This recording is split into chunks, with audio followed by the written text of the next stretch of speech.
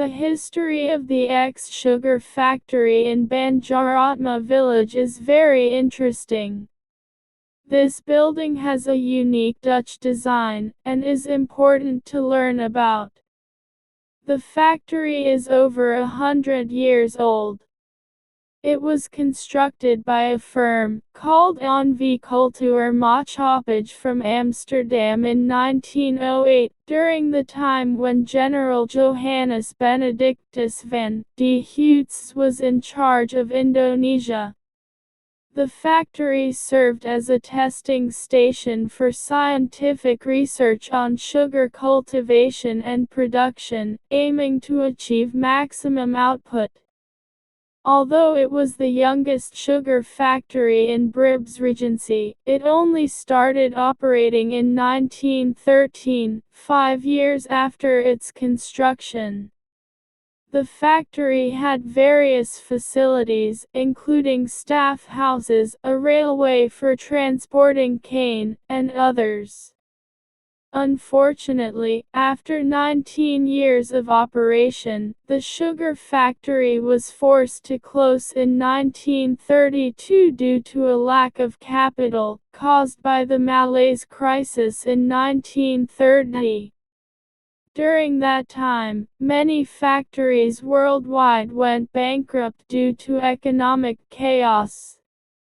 The Dutch governor at the time, General Bonifacius Dirk de Graeff, was responsible for the shutdown. However, the factory resumed operations after 6 years. This was reported by the Dutch news De Indische Courant, which mentioned an accident involving a train transporting sugar from the Banjaratma sugar factory on Monday, June 13, 1938. In 1942, Japan attacked Indonesia while General Hubertus Johannes van Mook was the governor. The sugar factory was frequently targeted by anti-Dutch individuals during this period. 30 sacks of fertilizer valued at 300 gulden were stolen, and the prime suspect was a foreman working at the factory. When Japan colonized Indonesia, the sugar factory was closed and remained inactive from 1942 to 1945. After Indonesia gained independence, the Dutch attempted to recolonize Indonesia, leading to conflicts. The Linggadjati Conference on March 25, 1947 resulted in a decrease in Indonesian territory, and the transfer of control of the sugar factory in Banjaratma village.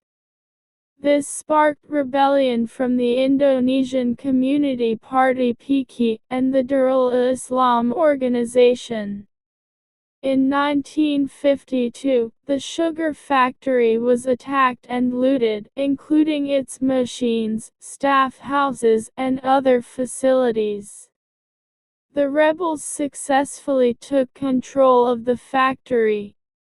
In 1957, the Indonesian government nationalized the Banjaratma sugar factory, putting an end to its ownership by the Dutch colonial government.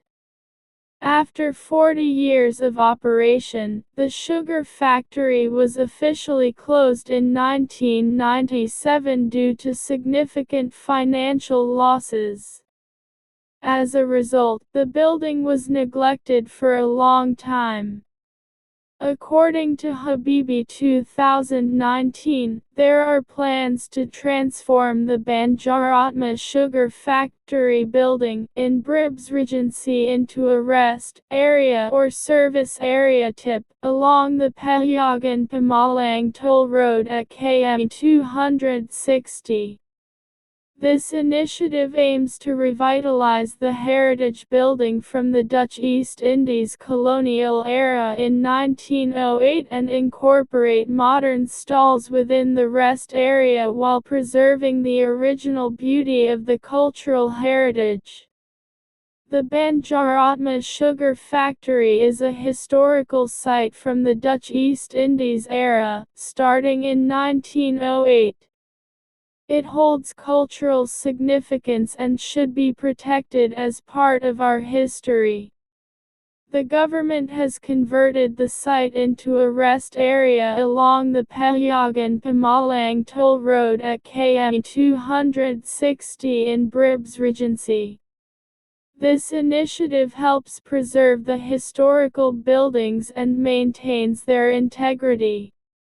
Furthermore, the revitalization of this building as a rest area aims to protect it as a cultural heritage site. It is an asset that should not be neglected and can provide a deeper understanding for future generations.